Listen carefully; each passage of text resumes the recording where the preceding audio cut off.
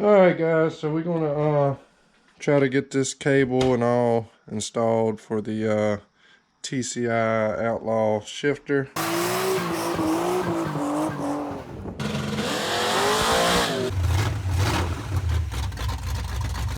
This is all the brackets and stuff. It's made for multiple different transmissions, Ford, Chrysler, and Chevrolet.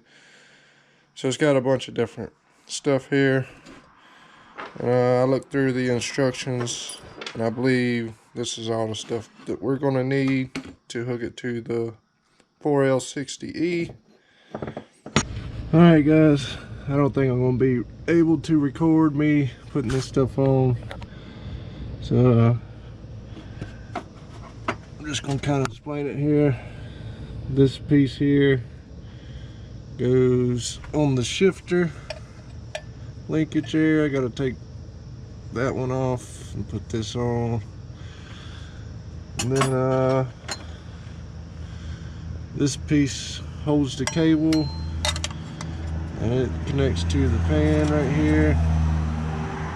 So I got to take these two bolts out and get that on there. So let me do that real quick and then I'll come back. Alright guys, there we go. I got my shifter linkage installed there and my cable bracket here. It comes with bolts because they got to be a little longer because it's got spacers under there to drop this bracket down a little bit, and they supply them bolts in the kit. So we got that installed. Now I just need to put my cable in here, and the instruction says to start from your shifter and work your way down, but we're going to do it a little backwards here. I'm going to do this first just because I want to see how I can get around all this stuff I got down here. Alright guys, this is what I got so far.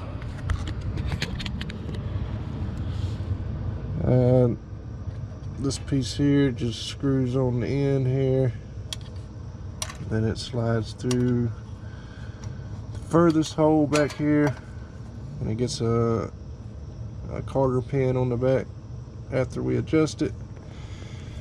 But I ran this thing behind the transmission mount here, and it keeps it away from the exhaust. And I think if I ran it through here, I wouldn't have enough cable to make it up to my shifter. This is kind of a sharp bend. It's not really sharp, but it's probably more than it should be. But we're gonna roll with it and see what happens. Alright guys, I took the cable back off the transmission and brought it up here just to kind of see what kind of angle this cable needs to be at, because I don't want to get it to where this is bent straight down here. So it looks like to me, if I drilled a hole right here somewhere, that'd be good. And then it can just go down and loop around. So hopefully that works out, because I don't want to drill multiple holes in my floorboard.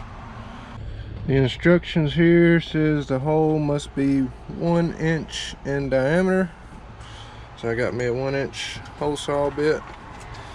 It seems a little large for this small cable, but we're going to follow the directions. Alright guys, there's my hole. I got a rag shoved down behind it there because I'm going to put a little spray paint on it so it don't rust up. And then I'm going to put me a rubber grommet in there. It don't say nothing in the instructions about using this, but I feel like this is going to kind of clean it up, make it look a little better.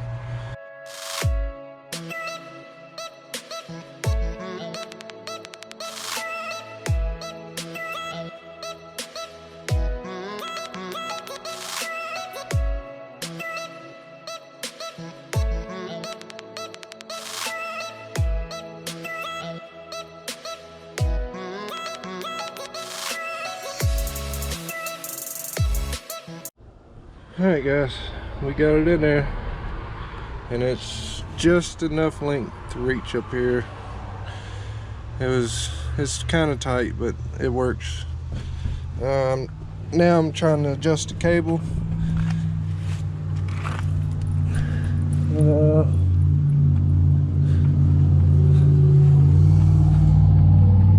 can see how tight I had to wrap this thing around.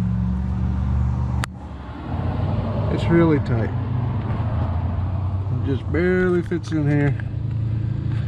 But now I'm adjusting the cable, and I got the transmission in low gear, first gear here,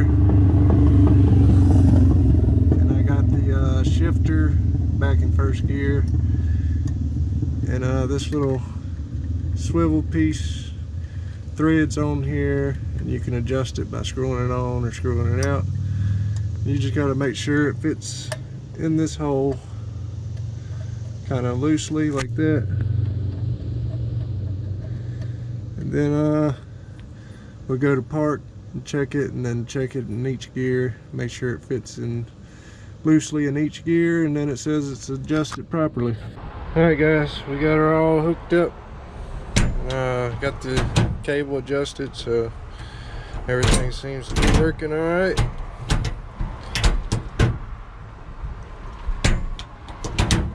We still got to hook up the neutral safety switch. It comes with the little switch here. This thing mounts over here on the side of this. It's got a little screw that goes through this hole here, and then this bolts on top of that. And I gotta buy another one of these switches. It only came with one, and we need one for the reverse lights. So I'm not really worried about hooking this up right now. Right now I just want to get this thing off of jack stands. It's been on jack stands for months, so I want to get it off of jack stands and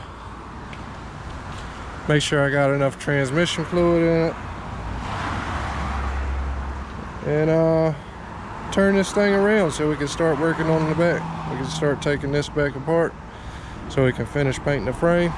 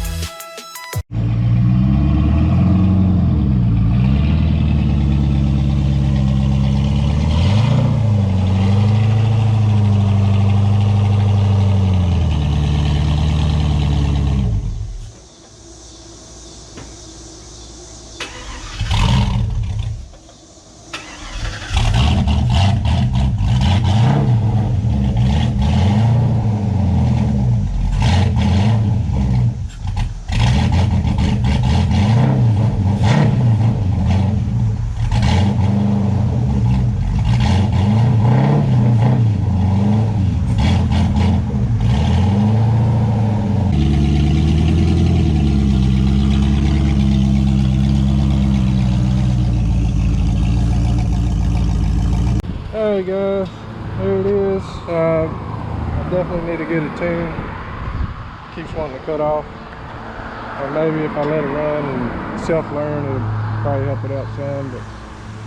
But we got her turned around here anyways. And I guess next time we'll start disassembling the rear here so we can paint the rest of this frame. But I guess that's it for this one. Till next time. See ya!